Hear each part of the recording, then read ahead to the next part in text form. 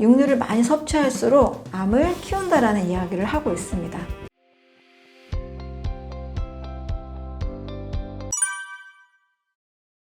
네, 안녕하세요. 저는 류은경 완전해독 연구소를 운영하고 있는 류은경입니다. 반갑습니다. 네, 패스트가 빠른이란 뜻이잖아요. 그래서 빠르게 만들어지는 음식, 주문하면 즉석에서 바로 완성되어 나오는 음식입니다. 패스트푸드는 세 가지 특징이 있는데 이렇게 만들어지는 것이 또 빨리 이루어지다 보니까 먹는 속도가 또 빨라지죠. 그리고 소화 속도가 빨라집니다. 이렇게 빠른 소화를 거치면 지방세포로 빠르게 또 흡수 속도도 빨라집니다. 어떤 종류가 있냐면 첫 번째는 상업용 식재료를 가공해서 만든 프랜차이즈 가공식품이 있습니다. 우리가 잘 알고 있듯이 햄버거 같은 음식, 프렌치 프라이, 피자 이런 음식들이 또 탄산음료, 패스트푸드이고요. 두 번째로는 최소한의 영양이 들어간 인공 식재료, 감미료, 소금, 설탕, 기름 이런 것들로 공장에서 생산한 식품을 또 패스트푸드라고 합니다. 우리가 잘 알고 있는 용어로는 냉동 피자, 냉동 식품, 레토르트 이런 식품들이 있죠. 여기에는 인공 색소, 인공 향미료, 유화제, 안정제, 또 증점제 이런 화학 성분들이 같이 들어가서 데우기만 하면 바로 먹을 수 있는 그런 음식, 이걸 또 패스트푸드라고 합니다. 패스트푸드는 말 그대로 자연에서 만들어진 음식이 아니라 공장에서 만들었겠죠. 그래서 공장에서 만든 가공된 가짜 음식입니다. 여기에는 밀가루가 들어갈 수도 있고 쌀이 들어갈 수도 있고 소금, 설탕 이런 성분들은 들어가지만 이것 자체로는 살아있는 음식이라고 볼 수 없기 때문에 인체 내에 반응하는 것은 상당히 많은 독성 물질과 또 영양소의 결핍 현상을 일으킵니다. 제공되는 것은 높은 칼로리가 제공이 되죠. 또 같이 반죽하고 만들고 또 오랫동안 보존하고 하느라고 다양한 첨가물들이 들어가게 됩니다. 그래서 하나의 어떤 패스트푸드 안에는 약 30에서 60종의 첨가물들이 같이 들어간다고 볼 수 있습니다. 미량 영양소나 파이토케미컬들이 결핍이 되다 보니까 소화, 대사하는 데 있어서 인체 내 효소를 굉장히 많이 사용합니다. 또 이런 독성 물질들은 간이나 신장, 지방에 이 독소들을 계속 쌓게 만들고 해독하느라고 우리 몸의 모장부의 기능이 굉장히 많이 지치게 됩니다.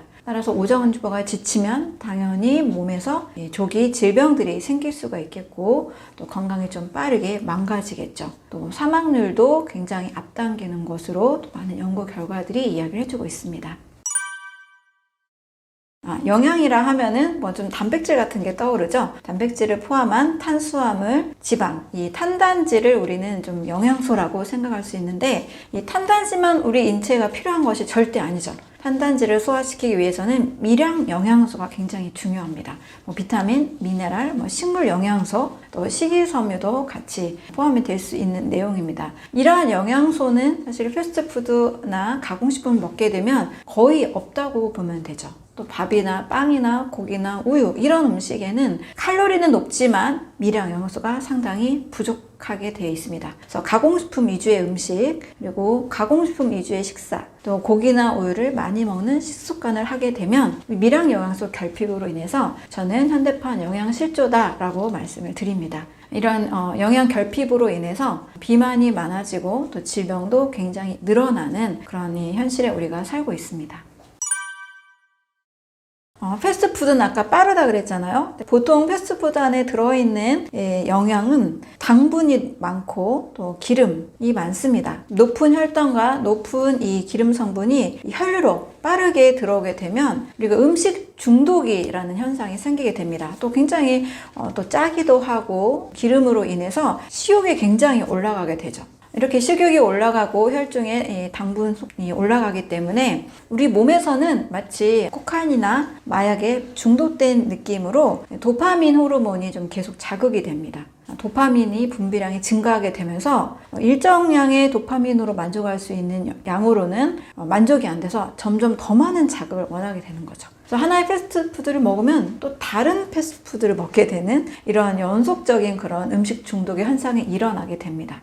식습관이 완전히 좀 망가지고 몸이 빠르게 망가지게 되는데요. 미국에서는 일주일에 4번 이상 이 패스트푸드를 섭취하게 될 경우에는 심혈관 쪽에 이 사망률이 80% 이상 증가한다라는 연구 결과를 내놓고 있습니다. 한 번만 섭취해도 심장질환 발생률이 20% 증가한다고 합니다. 결국 이 속에 있는 음식의 성분들은 사람의 몸에 절대 도움이 안 되는 거죠. 100% 독소로 인식하는 것이 맞습니다.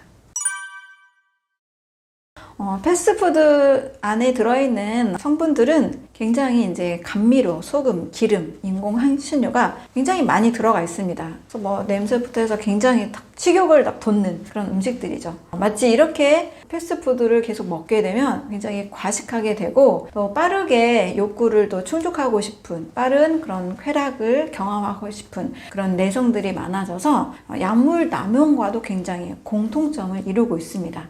이 중독성을 일으키는 4가지 특징은 첫 번째로 갈수록 더 많은 당분을 계속 갈망을 하게 됩니다. 이 정도 당분으로는 욕구가 채워지지 않아서 더 단 것을 계속 먹게 되는 거죠. 굉장히 정제된 형태이기 때문에 인체의 이 입맛도 빨리 바꾸고 또 혈액의 이 피 속의 혈당도 빨리 올리게 됩니다. 이렇게 입맛을 계속 바꾸게 되다 보니까 우리가 자연의 음식을 통해서도 단맛을 충분히 공급받을 수 있는데 이런 자연의 음식의 단맛에는 끌리지 않는 입맛으로 바뀌게 되죠. 자연의 음식의 단맛은 주로 과일에 많이 들어있는데요. 패스트푸드를 많이 먹는 어린이들에게 과일을 주면 맛이 없다라고 합니다. 이것에 너무 중독돼 있고 길들여져 있다 보니까 과일의 맛이 굉장히 좀 싱겁거나 맛없게 느껴지는 거죠. 그런 아이들도 채소도 먹지 않게 되는 거죠. 이렇게 입맛의 기능, 혀의 맛의 기능이 상실되게 됩니다. 또 지속적으로 이렇게 단맛, 또 기름기가 많은 이런 음식들을 계속 먹게 되면 우리 몸에 이 도파민 수용체가 계속 내성이 생깁니다. 더 강한 자극을 계속 원하게 돼서 중독성 있는 뇌로 바뀌게 됩니다. 그러면 계속 사람은 더 자극적인 음식, 또 자극적인 그런 게임이나 또 영상이나 도박과 같은 그런 것에 길들여지기 쉬운 몸으로 바뀐다는 거죠. 이렇게 장기화가 되면 결국 정신질환으로도 이어지게 됩니다. 지적 기능이 떨어지게 되고 공격적인 성향이 생길 수도 있고 기억력, 집중력이 계속 줄어들게 되죠. 이렇게 뇌가 망가지게 되면 결국 여러 질환에 더 유발이 되면서 수명도 줄어드는 이렇게 나쁜 결과로 이어지게 됩니다. 비행 청소년들의 경우 아이들의 이 식습관을 살펴보니까 집에서 아주 산더미처럼 쌓여있는 그 탄산음료 이 캔을 발견하게 된 거예요. 비행 청소년이라 하면 단순 그런 폭력적인 정도가 아니라 아주 끔찍한 가족을 살해하는 그런 어마어마한 범죄까지 저지르는 이 아이들의 경우 뇌가 오랜동안 액상 과당 또 설탕 중독으로 인해서 뇌가 위축이 된 현상을 볼 수 있습니다. 결국 패스트푸드의 중독성은 뇌까지도 바꾸고 개인의 가족과 사회의 건강까지도 아주 위험에 빠뜨릴 수 있는 무서운 요소가 될 수 있습니다. 첫 번째는 바로 혈당 조절 능력이 상실되게 됩니다. 대부분 정제당 그리고 액상 과당으로 인해서 인체 인슐린 기능에 문제를 일으키고 당뇨 전 단계나 당뇨를 일으키고 또 혈관 질환으로 이어지게 되는 거죠. 두 번째는 뇌 기능에 문제를 일으킵니다. 당분이 많은 음식 그리고 첨가물이 많은 음식을 먹게 되면 우리 뇌가 점점 변합니다. 당분이 많이 먹는 음식을 먹었을 때 뇌 사진을 촬영해 보면 오랜 기간 먹었을 때 뇌 위축증이 일어나게 됩니다. 뇌가 줄어드는 거죠. 그래서 여러 심리적인 불안정, 공격성, 자제력 부족, 범죄 유발까지 굉장히 불안정한 상태로 뇌를 바꿔버립니다. 실제 이제 오랜 기간 동안 당분 조절이 안 돼서 당뇨병을 앓고 있는 분들의 경우 어떤 자제심, 이해심, 포용성이 줄어들었다라는 결과들이 있습니다. 그래서 가공식품과 패스트푸드를 많이 섭취하는 곳일수록 뇌 건강에 아주 치명적인 위험이 있다는 것이 또 미국에서도 여러 지역적인 통계를 통해서 확인된 바가 있습니다. 미국에서 어떤 그 살인 발생률이 많이 일어난 지역의 사람들을 조사해 보니까 굉장히 이 가공식품 패스트푸드를 너무 많이 먹고 있었다라는 거예요. 그래서 뇌를 바로 바꿔주고 또 아이들의 경우에는 성장하는 동안에 어떤 의지력, 집중력, 창의력, 근면함, 인내심 이런 게 많이 필요한 시기잖아요. 근데 이런 것들을 거의 뇌의 영양소를 빼앗기 때문에 이런 것들이 결국 잘 생기지 않습니다. 또 어른들의 경우에도 조기 사망, 또 아주 많은 초고도 비만, 또 다양한 질병들, 일상생활도 아주 하기 어려울 정도로 이런 여러 질병들을 유발을 하게 됩니다. 그러니까 가정에서 일반적으로 먹는 가정용 식용유가 있죠. 콩기름, 해바라기유, 카놀라유 일반적으로 많이 쓰시는 기름들이 있는데 이런 기름들의 특징은 오메가6 지방산이 많은 기름입니다. 인체는요, 불포화 지방산 중에 오메가3, 6의 비율이 있는데 이 비율대로 인체의 염증 반응을 조절합니다. 가장 이상적인 것은 3와 6의 비율이 1대1에서 1대4입니다. 그런데 콩기름이나 일반 식용유를 많이 먹게 되면 이 비율이 심하게는 1대 20, 25, 30 정도로 굉장히 오메가6가 증가한 우리가 식습관을 계속 하게 되는 거예요. 만약 채소를 튀기기만 해도 오메가6가 증가하게 됩니다. 또 옥수수 사료를 먹고 자란 소의 고기를 먹었다. 이래도 오메가6 비율이 이 소의 건강 상태 자체가 거의 1대 100 정도, 오메가6가 100 정도로 굉장히 균형 깨어진 상태의 그 고기를 먹게 됩니다. 이런 걸 먹게 되면 우리 몸에서 염증 반응이 굉장히 심해지게 되는 거예요.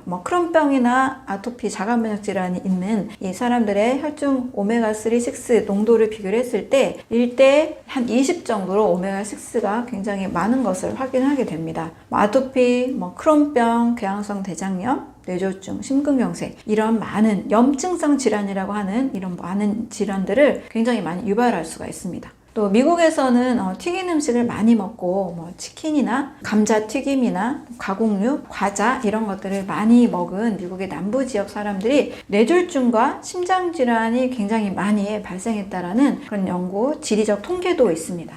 이렇게 오메가6를 많이 섭취하게 되면 우리 뇌에 아주 이상적으로 꼭 필요로 하는 DHA, 뇌 영양제라고 하죠. 이 DHA 불포화 지방산이 계속 줄어들게 됩니다. 결국 DHA 감소로 인해서 뇌 기능이 상실되게 되는데요. 인지 능력도 떨어지게 되고 공격적으로 변하고 우울증, 폭력, 살인까지 이어지게 됩니다. 또 이 DHA가 줄어들게 되면 우리 몸에 안정감을 주는 그런 호르몬, 집중하게 만드는 행복 호르몬인 세로토닌이 잘 만들어지지가 않습니다. 심리적 건강, 또 뇌 건강, 염증성 질환 이 부분에 있어서도 다 기름이 굉장히 중요한 요소가 될 수 있습니다. 유명한 이 심장 연구로 알려진 프라이밍햄 심장 연구에서는 DHA를 많이 먹은 상위 25%의 이 사람들일수록 치매 위험성이 굉장히 낮아지는 것을 확인했는데 거의 50% 정도로, 반 정도로 줄어드는 것을 확인할 수가 있습니다.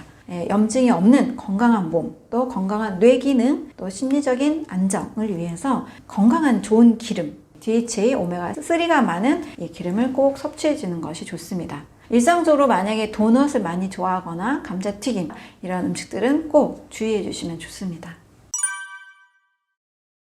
가공식품을 많이 먹을수록 이제 뇌 손상이 되고 또 성격적으로도 우울증이나 폭력성이 증가한다는 말씀을 드렸는데요. 자, 그 이유는 우리 뇌와 우리 몸에 꼭 필요한 미량 영양소가 결핍이 됐기 때문입니다. 반대로 미량 영양소가 풍부한 채소, 과일, 또 좋은 음식을 먹게 되면 심리적으로도 안정이 되고 뇌도 좋은 기능을 건강하게 하기 때문에 폭력성도 줄고 또 예의 바르고 집중력이 올라가고 자신의 이 삶을 잘 통제하고 조절할 수 있는 그런 능력들이 향상이 되는 거죠.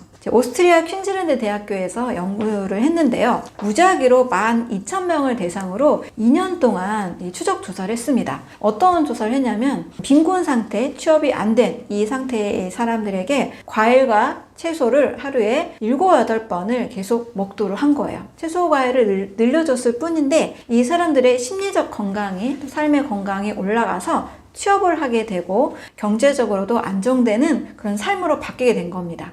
지금 채소 과일을 안 먹는 습관을 가진 어린이 또 어른들이 있다라면 단순히 지금의 건강과 삶을 좌우할 뿐만 아니라 미래까지도 영향을 미치기 때문에 이 채소 과일 섭취 꼭 중요하게 여겨주시면 좋겠습니다. 우리 몸을 해롭게 하고 또 질병과 사망률을 높이는 것은 첫 번째로 정제 탄수화물이라고 볼 수 있습니다. 정제 탄수화물에는 우리 몸에 꼭 필요한 미량 영양소, 비타민, 미네랄, 식물 영양소, 항산화 영양소, 식이섬유 이런 것들이 결핍이 되어 있기 때문에 질병과 또 사망률을 올린다고 볼 수 있습니다. 반대로 질병을 예방하고 사망률을 그럼 줄이게 하는 것은 이런 미량 영양소가 풍부한 과일, 채소, 뭐 콩이나 견과류, 씨앗, 통곡식 이런 음식들인 거죠.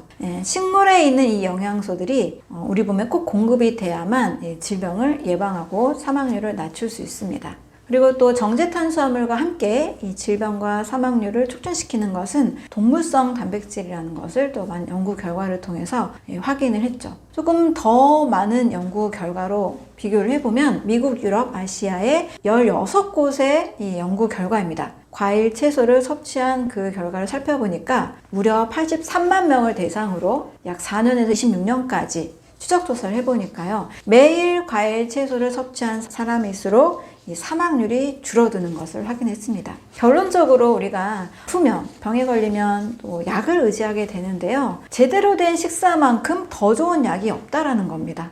유명한 말이 있죠? 음식으로 못 고치는 병은 약으로도 못 고친다. 너무 절대적인 진리가 될 수 있고, 미국 심장학회 회장으로 있는 킴 윌리엄스라는 사람도 심장질환의 99%는 바로 음식에 의한 병이고, 또 음식을 다시 제대로 된 식사를 하게 되면 심혈관 질환도 충분히 예방하고 극복할 수 있다라는 이야기를 하고 있습니다. 그래서 내가 먹는 대로 내 몸이 만들어지고 우리의 건강이 만들어진다는 것을 꼭 확인하고 좋은 식사를 만들어가면 좋겠습니다. 국제암연구소의 연구 데이터 결과에서는 무려 이 성분들이 12가지 암에 영향을 미친다라는 이야기를 하고 있는데요. 크게 5가지를 말씀드릴게요. 첫 번째는 굉장히 많은 설탕, 두 번째는 흰 밀가루, 세 번째 흰 쌀가루, 또 흰 쌀밥이 되겠죠. 우리 한국인들에게는. 그리고 기름, 튀긴 기름, 그리고 10% 이상의 동물성 단백질입니다. 이 5가지를 많이 먹게 되면 우리 몸에서는 혈당의 문제, 그리고 염증의 문제가 생깁니다. 그리고 동물성 단백질의 경우에는 성장 호르몬 IGF-1이 많아지기 때문에 암세포가 더 커질 수 있고 또 전이를 돕게 됩니다. 이 5가지 음식을 줄일수록 암과 여러 질병들을 예방할 수 있습니다. Gbams라고 해서 앞글자를 따서 만든 그 음식들을 뜻합니다. 질병을 예방하는 슈퍼푸드라고 생각하시면 되는데요. G는 그린스, 녹색 채소, B는 빈스, 콩, O는 어니언스, 양파, M은 머쉬룸, 버섯, B는 베리스, 베리류, 과일, S는 씨드, 씨앗을 뜻합니다. 자, 그린, 녹색 채소. 우리 녹황색 채소가 좋다는 건 많이 다 알고 계시죠? 암이나 심혈관 질환 또 장수에 도움이 된다.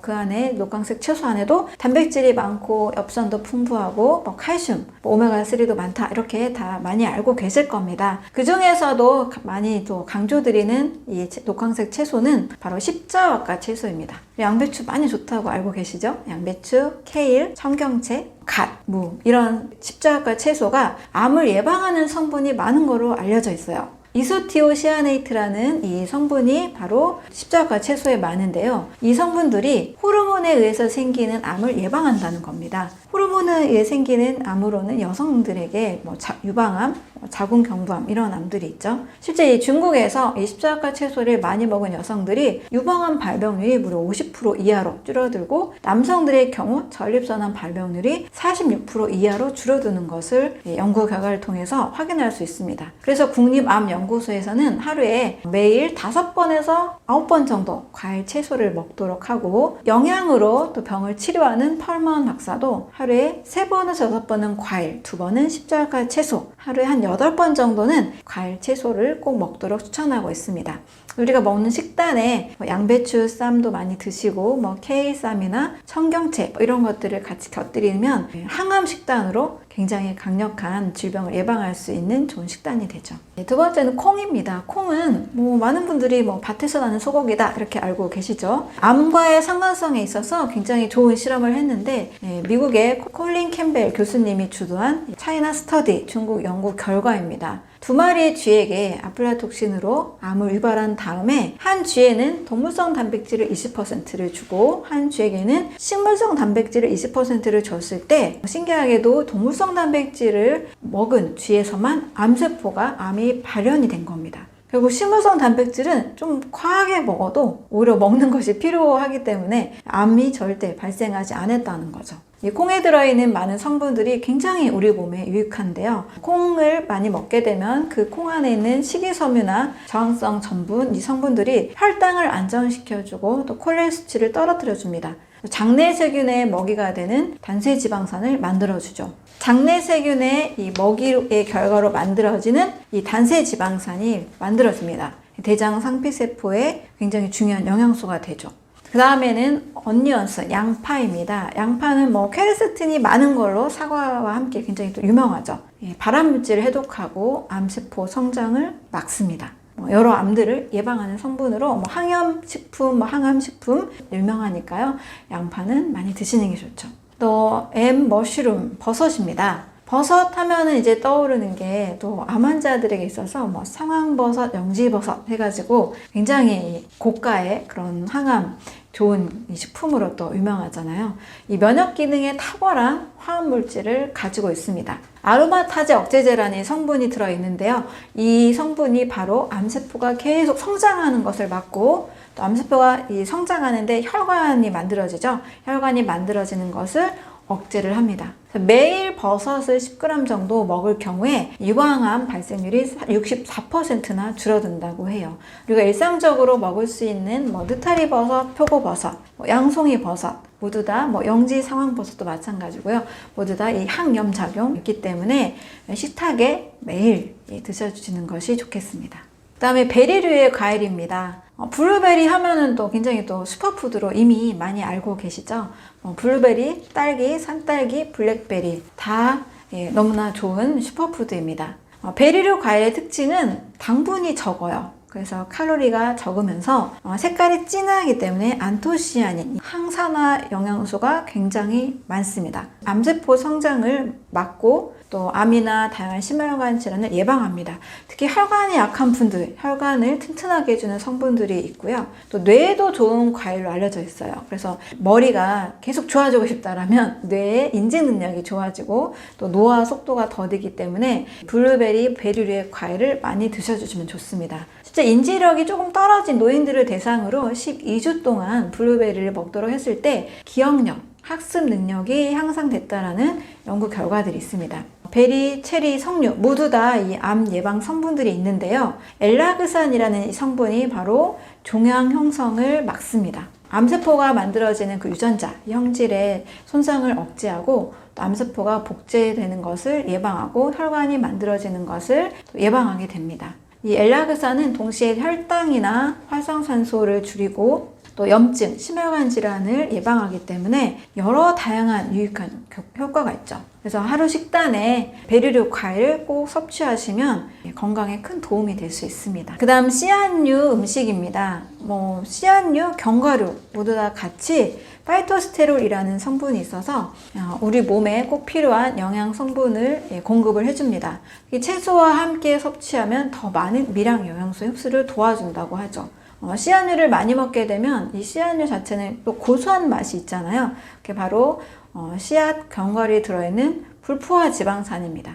이것은 뇌에 반드시 필요한 DHA 그리고 뇌 세포막에 필요한 영양 성분을 공급을 해주죠. 그래서 씨앗류 음식은 꼭 먹도록 권하는 그런 음식입니다. 아마씨나 치아씨, 또 우리나라 분들은 참깨, 들깨 많이 드시죠? 굉장히 좋은 식사가 됩니다. 씨앗류에 들어있는 성분 중에는 리그난이라는 성분이 있는데요. 이게 에스트로겐 생성을 조절을 해준다고 알려져 있습니다. 리그난을 섭취한 유방암 환자들을 10년간 추적 조사를 해보니까 그 사망률을 71%나 줄였다라는 연구 결과들이 있습니다. 네, 뉴트리션 그리고 테리어 어떤 사람을 뜻하는 용어인데요. 아주 양질의 영양소를 먹는 그 식단을 의미합니다. 양질의 영양소를 공급받게 되면 우리 몸 상태도 가장 최적의 상태가 되는 거죠. 사람의 몸은 원래 질병에 걸리지 않도록 만들어져 있고 많은 질병으로부터 예방할 수 있는 다양한 시스템들이 있습니다. 좋은 영양소만 먹어도 사실 큰 병이 없는 거죠. 그러면 이 뉴트리테리언 식단을 차지하고 있는 음식들은 뭘까? 조엘 펄먼 이 의사 선생님의 주장하는 그런 내용들은 저하고도 굉장히 비슷한데요. 과일류, 채소류, 콩, 버섯, 양파, 견과류, 씨앗류입니다. 이 음식을 전체 식사의 90%를 먹는 겁니다. 그래서 식물성 90%, 나머지 10%는 이제 동물성 프로 이하로 할 때 최적의 그런 건강한 뉴트리테리언 식단이 된다는 거죠. 자, 이렇게 먹게 되면 정제 탄수화물이나 너무 동물성 단백질을 많이 먹을 때 일어날 수 있는 수많은 질병들을 예방을 할 수가 있습니다. 혈당 문제도 없을 것이고 혈압 문제, 고지혈증, 뇌졸중, 치매, 심장질환, 암 모든 이런 만성 대사 질환들, 통풍, 신장 쪽의 문제까지도 굉장히 예방할 수가 있습니다. 이런 질병들은 거의 음식에서 잘못된 음식, 잘못된 식사에서 왔기 때문에 뉴트리테리언 식단만 해도 충분히 병이 없는 건강한 몸을 만들 수가 있습니다. 또 뇌도 건강한 영양소를 채워주기 때문에 정서적으로도 안정이 되고 학습력과 집중력, 기억력이 높아지는 그런 몸을 만들 수가 있습니다. 좀 좋은 예시가 있는데요. 이렇게 뉴트리테리언 식단을 하는 섬을 또 찾아보게 됐습니다. 약 2,500명이 거주하는 파푸아뉴기니 한 섬인데요. 여기에 살고 있는 키타바족이라는 사람들은요, 심장질환, 우리가 많이 겪고 있는 고혈압, 암 같은 만성질환이 없다라는 겁니다. 이 사람들의 식단을 보니까 미국인 그리고 한국에도 많이 먹고 있는 패스트푸드나 가공식품이 없고 가공 설탕, 가공 액상과당, 유제품, 또 오메가6가 많은 기름, 시리얼, 알코올 이런 것들을 전혀 먹지 않다라는 거죠. 자연에 나온 음식만 먹다 보니까 질병이 없고 영양 상태가 좋고 건강한 몸을 만들고 있는 것을 확인할 수가 있습니다. 전 세계 영양학자들은 공통적으로 이 음식을 많이 먹으라고 이야기를 하고 있습니다. 이 음식은 과일, 채소류, 콩, 버섯, 양파, 그다음에 씨앗과 견과류 음식입니다. 그리고 이 음식은 적게 먹으라고 이야기를 합니다. 바로 정제된 탄수화물입니다. 여러 미량 영양소가 결핍이 되어 있고 혈당 상승을 굉장히 빠르게 유도하죠. 그리고 염증을 유발하기 때문에 이건 줄이라고 이야기를 합니다. 세 번째로는 동물성 단백질을 10% 이하로 먹으라고 합니다. 우리나라 영양학에서는 한 15%까지도 이야기를 하는데요. 좀 더 줄이는 것이 더 맞는 것 같아요. 그래서 동물성 단백질을 10% 이하로 먹게 되면 동물성 단백질에 들어있는 성장인자들, 성장 호르몬이 줄기 때문에 암세포가 증가하는 속도를 막을 수 있고 몸의 독소 발생을 줄이게 합니다. 그래서 세계보건기구는 전 세계인들이 더 나은 건강한 삶을 만들 수 있도록 좋은 음식으로 건강한 몸을 만들 수 있도록 다양한 이야기들을 하고 있습니다. 당뇨, 심혈관 질환, 암 같은 이런 만성 대사 질환들은 음식으로 다 예방을 할 수가 있고 술이나 패스트푸드, 가공식품 이런 음식들을 적게 먹으면 건강에 도움이 되기 때문에 이런 권고들을 많이 이야기를 하고 있습니다. 영양소의 밀도라는 것은 한 어떤 음식에서 이 열량에 대한 미량 영양소의 비율입니다. 열량은 적고 미량 영양소가 많을수록 이 영양 밀도가 높은 거죠. 칼로리만 많고 또 비타민 미네랄이 적은 음식은 밀도가 낮은 음식입니다. 따라서 가공식품은 밀도가 낮고 또 과일, 채소류, 견과류 이런 음식들은 밀도가 높은 음식이라고 할 수 있죠. 미량 영양소가 적은 음식을 섭취하게 되는 것이 결국 영양 불균형, 질병을 부르는 거기 때문에 우리는 영양소의 밀도가 높은 음식을 먹는 것이 중요합니다. 패스트푸드는 가공식품이기 때문에 영양소의 밀도가 굉장히 낮은 음식입니다. 이런 음식을 줄이기 위해서는 밀도가 높은 음식을 먹으면 먹을수록 우리 몸이 좋은 음식에 대한 갈망이 점점 늘어납니다. 예를 들면 오늘 빵이나 또 햄버거를 어쩔 수 없이 먹는다 또는 먹고 싶다 이럴 경우에 밀도 있는 음식, 과일이나 채소 샐러드, 견과류를 먼저 먹는 거죠. 그러면 그 다음에 선택하는 빵이나 햄버거 같은 거의 양이 줄어들 수 있고 또 상대적으로 그 맛도 덜하다는 것을 느끼게 됩니다. 그런데 계속 이 패스트푸드만 많이 먹고 빵만 많이 먹게 되다 보면 입맛도 바뀌게 되고 좋은 음식을 선택하는 확률이 줄어드는 거죠. 또 빨리 살찌고 염증이 많아지는 몸이 됩니다. 패스트푸드를 줄이는 방법으로는 일단은 과일, 채소, 견과류를 좀 수시로 많이 보고 많이 먹는 습관, 그러면 이 음식을 상당히 줄일 수가 있습니다. 동물성 단백질을 10% 미만으로 먹는 것을 세계 영양학자들이 권고하고 있습니다. 그래서 육류 단백질, 동물성 단백질을 할 수 있는 고기류나 생선류, 달걀류까지 좀 최소한으로 먹는 것을 추천을 드립니다. 저는 이제 유인원 그리고 모유에서 이 적정량을 추천을 하고 있는데요. 유인원들의 경우 주식을 과일, 채소로 먹고 동물성 단백질을 섭취하는 곤충류의 섭취가 5% 미만입니다. 우리 사람도 해부학적으로, 유전학적으로 99% 이상 유인원과 동일하잖아요. 그래서 저는 5% 미만을 섭취하는 것을 권고하고 있습니다. 모유에도 역시 단백질의 함유량을 보면요. 100g에 1g 정도밖에 들어있지 않아요. 하루에 한 500g을 먹는다 하면 5g을 섭취하는 건데요. 역시 5%밖에 되지 않습니다. 가장 발육이 왕성한 갓난아기가 섭취하는 단백질이 5% 정도라면 다 자란 성인들이 또 성장기에 있는 청소년이라 할지라도 모유 먹는 갓난아기보다 더 많은 단백질을 먹을 이유는 없을 것 같아요. 오히려 이 초과된 단백질 때문에 생기는 다양한 질환들이 더 많을 수가 있습니다. 그래서 동물성 단백질은 5% 미만으로 기호식품으로 섭취하는 것을 추천을 드립니다. 실제 세계암연구재단이나 미국 암연구협회에서는 1000건 이상의 연구를 통해서 결국 육류를 많이 섭취할수록 암을 키운다라는 이야기를 하고 있습니다. 그래서 동물성 단백질은 정말 기호식품 정도로, 우리가 고기를 아예 피하고 살 수는 없잖아요. 기호식품 정도로 드시는 것이 좋습니다. 또 정말 가능하다면 소고기를 먹는다, 풀을 먹고 방목 환경에서 자란 아주 건강한 소의 고기를 골라서 섭취하는 것을 추천을 드립니다. 매일 생선을 먹게 되면 바다가 오염이 되기 때문에 바다의 오염 물질을 같이 먹게 됩니다. 또 중금속 오염, 그 중에서도 이제 수은이 많이 오염이 되어 있습니다. 또 큰 물고기일수록 작은 물고기를 먹고 오래 살기 때문에 큰 물고기일수록 더 많은 중금속에 오염이 되어 있습니다. 미국에서는 임신한 여성들의 경우 생선을 아예 먹지 않도록 권고를 하고 있습니다. 그 이유는 중금속을 섭취한 엄마의 영양을 먹고 엄마의 영양소로부터 아기가 계속 자라게 되잖아요. 그래서 아기도 같이 중금속에 오염이 되고 기형아 발생 확률이 높아지기 때문인 거죠. 주기적으로 생선을 섭취하는 이 사람들이 잘 섭취하지 않는 사람보다 이 수은 중독에 오염될 확률이 무려 40배가 높은 것으로 나타났습니다. 그래서 생선은 채소로 드시거나 좀 안전한 방법으로 드시는 것을 추천을 드립니다. 가공식품에 부족한 것을 일부 성분들만 모아놓은 종합 비타민으로 채우면 된다라고 생각하는 경우가 있는데요. 저도 한때는 가공식품도 많이 먹고 종합 비타민도 많이 먹어본 적이 있었습니다.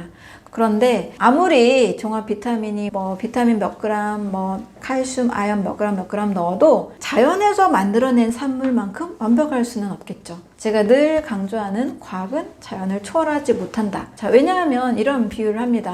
비타민C의 함량이 키위 하나를 먹어서는 충족이 안 되고 키위 50개를 먹어야 된다. 언제 이 50개를 먹느냐? 비타민C를 더 보충해 먹자. 이런 비유로 이야기하는데요. 그것은 굉장히 아주 일부분의 편협한 시각으로 분석한 결과라고 볼 수 있습니다. 키위 하나에 비타민C만 있는 게 아니죠. 키위에는 수십 가지, 수백 가지, 수천 가지 영양 성분들이 있을 수 있습니다. 따라서 가공식품을 먹고 종합 비타민을 채우자, 이러한 노력보다는 진짜 음식이 가지고 있는 다양한 영양소, 과일, 채소, 또 견과류, 이런 다양한 이 영양소가 수천 가지가 넘을 수도 있다. 또 이러한 영양소들이 상호작용을 하면서 우리 몸의 세포와 조직과 기관을 보호해주고 또 많은 영양을 채워준다. 이렇게 이해하시는 것이 좋겠습니다. 특히 종합 비타민의 경우 크게 두 종류로 볼 수 있는데, 석유 화학 물질로 만든 합성 비타민, 그리고 자연의 물질로 추출한 천연 비타민이 있을 수 있습니다. 석유 화학 물질로 만든 비타민은 몸에 또 해로운 게 들어가겠죠. 여러 질병과 또 사망 연관성이 있을 수 있습니다. 비타민으로 채워야겠다라는 생각보다는 자연에 있는 진짜 음식을 먹으려는 노력, 이것이 더 중요하다고 볼 수 있습니다. 보충제가 필요한 경우도 있습니다. 정말 제대로 먹지 않은 사람들, 예를 들면 정말 패스트푸드만 너무 많이 먹고 고기, 육류 섭취를 너무 많이 한다. 상대적으로 미량 영양소가 부족할 수밖에 없죠. 이럴 경우에는 어쩔 수 없는 상황에서는 이 천연 과일의 추출물, 채소의 추출물로 만든 이 천연 이 보충제를 먹는 것이 좋습니다. 결핍보다는 이거라도 먹어야 되는 거예요. 진짜 음식을 통해서 보충이 되지 않을 때는 천연 추출물 형태의 보충제가 도움이 될 수 있습니다. 또 특이적인 상황에서 과일, 채소를 아예 먹지 못하는 그런 특이적인 상황이 있을 수 있겠죠. 이때도 보충제를 통해서라도 우리 몸에 필요한 영양소를 공급을 해줘야 되겠죠. 또 이 음식으로 흡수가 다 안 되는 노년층의 사람들, 흡수한 상황에 있는 사람들이 있습니다. 너무 이 몸에 모든 기운이 다 떨어져 있어서 뭘 먹어도 흡수가 안 될 때, 이럴 때는 좀 흡수율을 높여준 그런 천연 보충제가 도움이 될 수가 있죠. 이 노인들의 경우에는 또 세포막이 또 산화가 돼 있기도 하고 소화 기능이 굉장히 떨어져 있어서 음식 성분만으로는 다 안 되는 경우도 있습니다. 마지막으로 편식이 심할 경우, 편식이 심한 아이들이 있죠. 이런 아이들은 어떻게 해서든 이 성장기에 필요한 영양 성분들이 있습니다. 또 아이들은 계속 자라고 있고 이 뇌에도 이 영양이 굉장히 필요하고 DHA 같은 불포화 지방산이 굉장히 필요한데요. 이럴 경우에는 보충제를 통해서라도 음식으로 너무 안 된다, 이럴 땐 또 도움이 필요하죠. 이런 경우 특수 상황에서는 합성이 아닌 천연 형태의 추출물, 보충제가 도움이 될 수 있습니다. 네, 술 일단 안 먹는 게 가장 좋고요. 가벼운 음주도 사실은 제한하는 게 좋습니다. 가벼운 음주 정도는 괜찮겠지라고 생각하시는 분들이 상당히 많아요. 그런데 조사 결과를 보면 약 92,000명의 가벼운 음주자와 6,000명의 비음주자를 추적했을 때 가벼운 음주를 할지라도 암에 걸릴 확률이 높은 것으로 나타났습니다. 그 이유는 이 술 자체가 우리 몸에서 대사되면서 발암물질을 만들어냅니다. 이것은 국제암연구소, 미국에서 다 발암물질 를 규정을 했는데요. 알코올이 소화되면서 아세트알데하이드가 생깁니다. 또 이 과정 중에 비소, 벤젠, 포르말데히드, 아크릴아마이드, 아프라톡신 이런 발암 물질들이 또 생겨날 수가 있습니다. 술은 일단 해로운 거다. 먹으면 반드시 해독해야 된다. 가벼운 음주는 괜찮겠지라는 생각보다는 일단 안 먹는 것을 원칙으로 삼으면서 어쩔 수 없는 경우에 한번 먹고 해독하는 습관으로 만드는 것이 좋겠습니다. 네, 우울이나 불안이나 이런 만성질환, 이런 질병들은 사실 영양의 결핍에서 왔다라고 할 수 있습니다. 영양의 결핍에서 왔다라면 반대로 채워주면 되겠죠. 따라서 약이나 어떤 다른 것을 이용하기보다 1순위는 뉴트리테리언 식단, 아주 고밀도의 좋은 영양 식단으로 구성하는 겁니다. 이렇게 영양만으로도 사과면역 질환, ADHD, 아토피, 천식, 알레르기를 상당히 많이 치료한 미국의 의사가 있습니다. 조엘 펄먼 선생님이고요. 이 선생님에 의하면 거의 약이 아닌 음식으로 다 치료가 되는 거예요. 이 영양 상태가 좋으면 작은 질환부터 심지어 말기 암까지도 음식만으로 치료가 가능하기 때문에 우리 몸의 이런 건강 잠재력을 믿고 음식으로 고치는 방법을 선택하시는 것이 좋습니다. 2016년도에 미국의 생활습관의학 저널에 의하면 뉴트리테리언 식단으로 한 400여 명 정도를 식단 변경을 했을 때 관상동맥 질환이 치료가 되고 또 혈압도 낮아지는 그런 좋은 결과들이 있었습니다. 내가 먹은 음식이 바로 내 몸에 영향을 미치니까요. 좋은 음식으로 치료하는 방법, 약보다도 최우선적으로 선택해 주시는 것이 좋습니다. 네, 평생 잘못된 음식을 먹었다 하더라도 지금 이 순간부터, 바로 오늘부터 바꾸면 충분히 가능합니다. 우리 몸은 이 세포로 이루어져 있고 이 세포는 우리가 생명을 다하는 그날까지 계속 바뀝니다. 머리카락도 늘 자라고 손톱도 늘 자라는 걸 우리가 경험을 하고 있잖아요. 내가 먹은 음식대로 내 몸이 만들어집니다. 나쁜 음식을 먹으면 나쁜 세포가 되고 좋은 음식을 먹으면 좋은 세포가 됩니다. 우리가 심심치 않게 접하는 굉장히 좋은 사례들이 있는데 말기 암 환자라도 산이나 바다나 또 자신의 어떤 노력으로 인해서 음식만 바꿔도 이 면역 관해가 일어나고 암이 더 이상 커지지 않고 줄어드는 모습들을 굉장히 볼 수가 있습니다. 약물로 치료하는 것보다 위험률은 전혀 없으면서 몸이 바로 바뀔 수 있는 큰 효과가 있는 거죠. 암 발병률도 무려 50에서 75%까지 낮아질 수 있습니다. 미국에서는 수천 명의 이 심혈관 질환 사람들을 음식으로 치료를 한 결과 심장질환, 심장마비 이것의 이 사망률을 획기적으로 줄였다라는 이야기를 하고 있습니다. 나와 또 우리 가족의 건강을 위해서 바로 수년 동안 잘못되었다 하더라도 오늘 이 시간 이후부터 건강한 식단을 바꾼다라면 충분히 건강해질 수 있다는 점을 기억해 주시면 좋겠습니다. 건강한 음식이 곧 나를 만들고 또 우리 인생을 만들어 간다는 것을 꼭 기억해 주시면 좋겠습니다. 손쉽게 약을 선택하면 그 약의 부작용과 함께 또 나의 의지가 없는 라이프 스타일을 계속 만들어 갈 수밖에 없습니다.